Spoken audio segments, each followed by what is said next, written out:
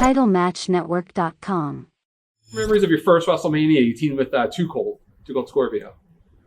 It's fun being out there. It gets you hyped. I mean, if you're out there and the people are popping for what you're doing, and you got them into the match, that's what makes it. Like, when those guys put on their in the main event matches, when they suck the people in, and the people don't know who's going to win, and you got them, it's like you're doing your job. It's if you're getting a reaction, whether it's a good reaction or a bad reaction, if you're getting a reaction, you're good to go. Yeah. And but when you perform in front of that many people, it's pretty easy to get psyched up, and you want to perform well. You want to go, you want to be crisp, you want to be fast, and just look at what you're doing. And I'm sure those guys just eat it up, when they're doing those pay-per-views anymore. When you got 50 and 60,000 people there, that's great. How do you think you would have fared if you wound up coming in like 89 or 90 and you never got sick at that time when WWF was starting to take a little bit of a decline and they were changing to more an athletic style? I think at that time, I was younger. My psychology was at its peak. I could go all day.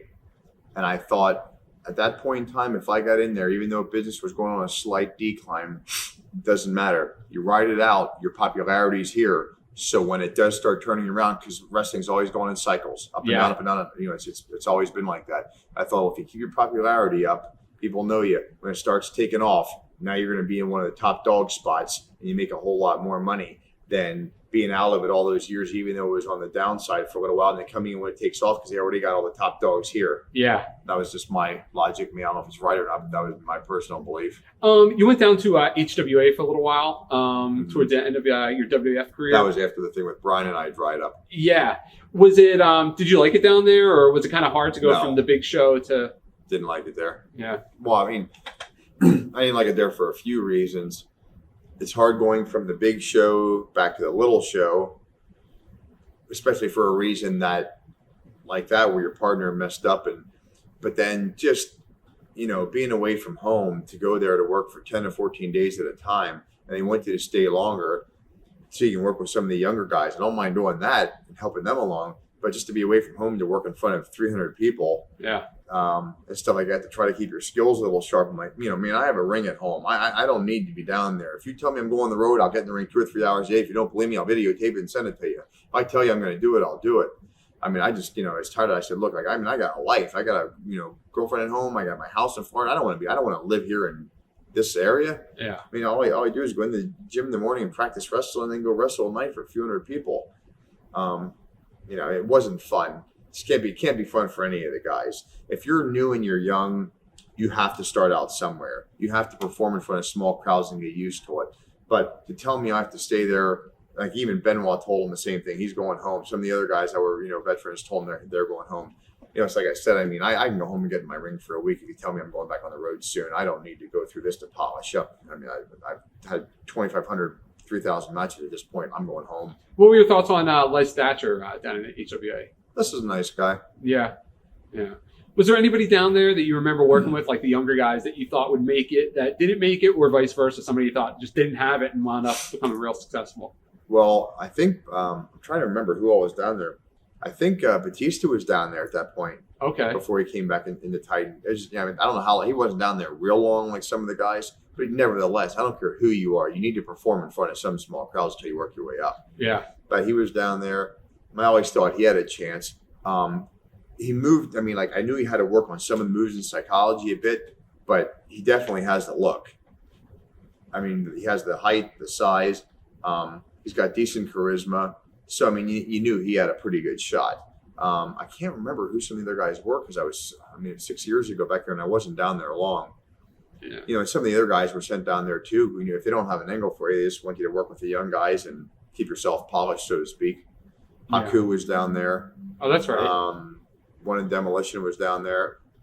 Who else was there? The guys come and go. If guys got injured, like if all the guys that had neck operations, most of them were sent down there for 2 weeks before they put them back on the road. Yeah. So D'Lo was down there. He was there for a while. Now, you talked a lot about your neck and the bone chips back there. Was it one match? Was it an accumulation? Was it your career? Like, what do you think was it that actually... I think it's just accumulation. Yeah. Years of playing sports and football and years of wrestling, years of lifting. I did is like bone spurs in there, almost like pencil points, digging in the nerves when I would land and things like that in the back of different sides of my head. So I think it's just everything together. Yeah. How did you find out? Because I guess you said you were having headaches. Did you just think originally at first, it's just headaches, or did you know something was wrong? I figured I had something wrong like that. I kinked my neck one day, and I just kept going to the gym. And every time I lift, it would make it worse. And it was irritating my right eye. Like my right eyelid would keep twitching. Like I couldn't even keep it open all the way because the nerve was bothering me in my neck. Well, after 2 weeks that I went to the doctor, I'm like, every time I lift, my eye's going like this, and the nerve's bothering my eyelid. Yeah. So he said, well, you got something swollen back there. It's putting pressure on the nerve. You need to stop working out. Well, I'd take 2 days off from lifting. I'd feel okay, go to the gym, lift. Well, then I'd go through that again. Point is, I never let it heal properly, turn it into a chronic problem. And then, the wrestling was making it worse and worse. Yeah. Every time I'd land on it. So I'd have 2 days off at home. It would feel better. I'd go on the road. I'd lift, wrestle, and it would just keep setting me back. Well, it just over the years, it got worse and worse and worse. And I ended up turning it, I got bone spurs in there and then a pinched nerve over there and stuff like that. So just years of pounding. How is it today? Does it feel okay, or do you still get headaches? I still get headaches, but if I got 10 or 12 of them a month back then, I probably get 1 a month now. Yeah. I mean, really bad headaches. I have days when my neck irritates me and I feel tired, look tired and stuff, and I have a headache. But what I call a headache is tolerable and a migraine are 2 different things. Right. Is it still hard to put in all that time in the gym, or is your neck recovered enough where you can get your workouts in and stuff? I know the line I can't cross. Oh, okay. Like on the bench press, I use a certain weight and go. I know if I cross that line, it'll hurt. If I do shoulder presses, I know the line I won't cross because it'll hurt. If I'm deadlifted, I just know the certain weight that I can't go over or what I'll go through. Yeah. So I've learned it over the years. So I work out. I train hard, but I just know what I can't cross. My memories of my first match. I remember my first match. Wow. A guy that had gone through the wrestling school. His name was John. I don't even remember John's last name, but he used the gimmick, the Jersey Devil. He was my first wrestling match.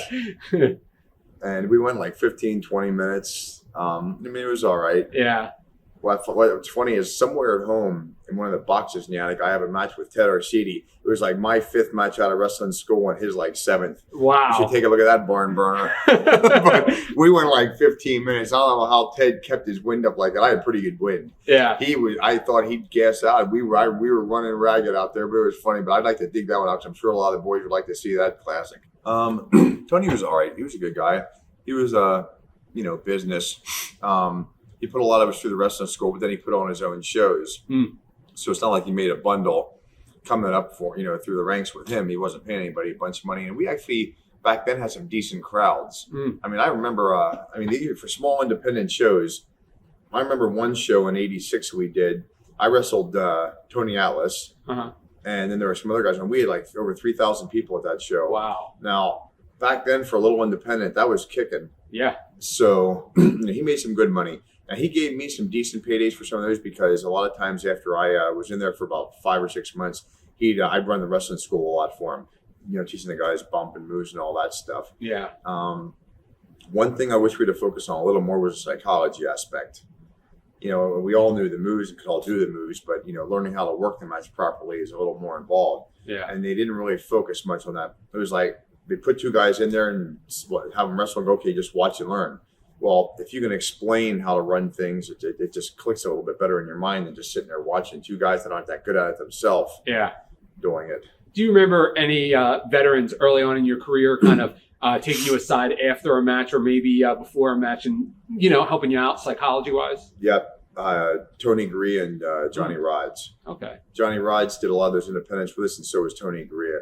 I remember the first 10 matches I was doing in those independents, Johnny Rods was always on them too. And he would come over and try to correct them. Now I look back, I know what he meant because my psychology was the shits back then. Yeah. When you're first out of wrestling school, if you're running a 15-minute match, you might get lucky and have 3 or 4 minutes of it go the way it's supposed to, and the other 11 minutes, it just isn't clicking the way it's supposed to. So he used to correct some of the stuff I was doing on those. Sure. And like I said, after about a year out of wrestling school, then I started sinking into my head. Okay, now I know what he meant by this and still on like that. Oh, interesting. TitleMatchNetwork.com